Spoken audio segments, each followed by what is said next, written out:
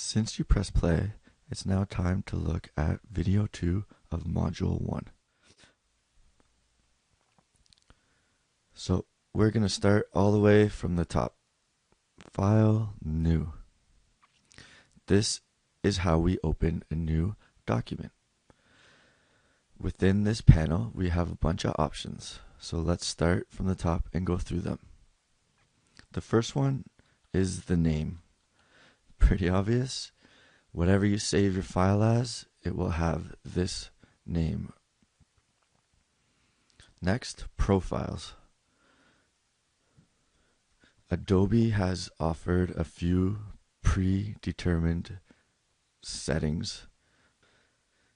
These can be useful as you can save profiles, and if you are working within a firm, you might possibly share similar profiles.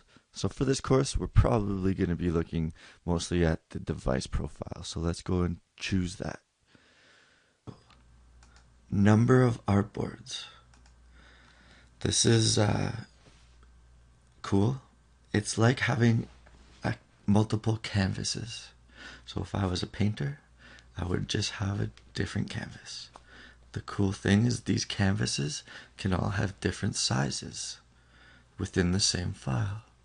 So I could have a business card, a letterhead, an envelope, a sticker, a page layout, all within one file, which is nice because you can see things, share things easier.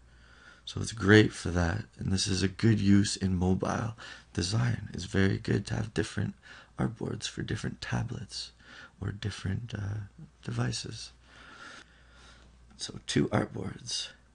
I can kind of pick how they're laid out, whether I want them to be laid out side by side, whether I want them to be laid out one on top of each other, whether I want them to be laid out in different types of settings. That's what these offer. I can always add artboards later, as well as rotate artboards with the Artboard tool. So just so you know. And that was your first tool.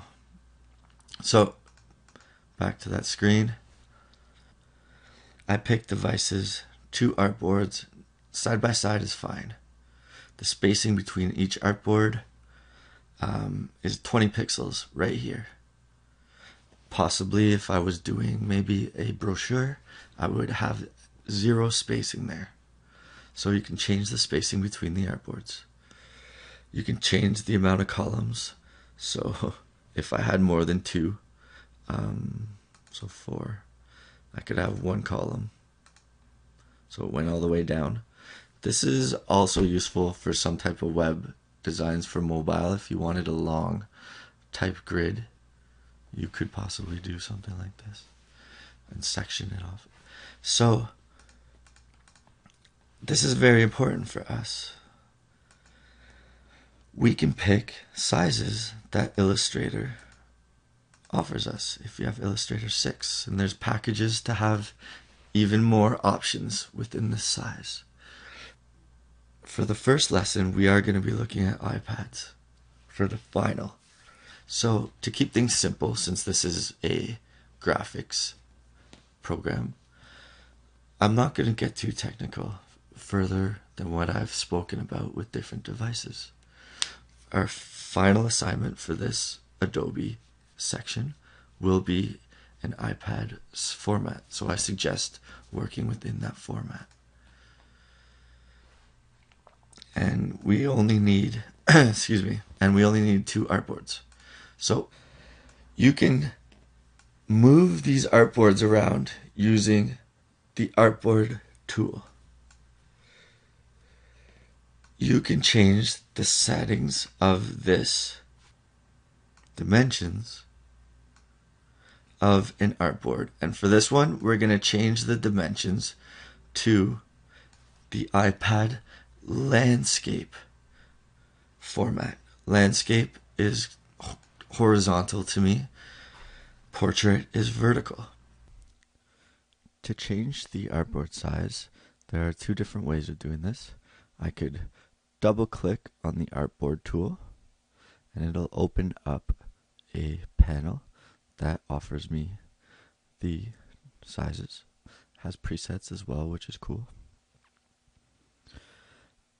Or the second way is if I go to the layers menu switch, which opens up secondary panel for my layers,